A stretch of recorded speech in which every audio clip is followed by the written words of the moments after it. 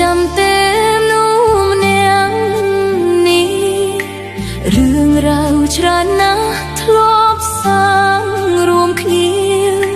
ចាំថាពាក្យចុងក្រោយគឺពាក្យលា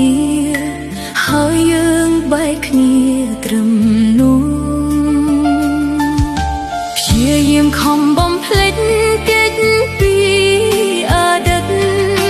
ខំបំភ្លេចរត់នឹកគិតច្រើនលើសដើមគ្រប់វិនាទី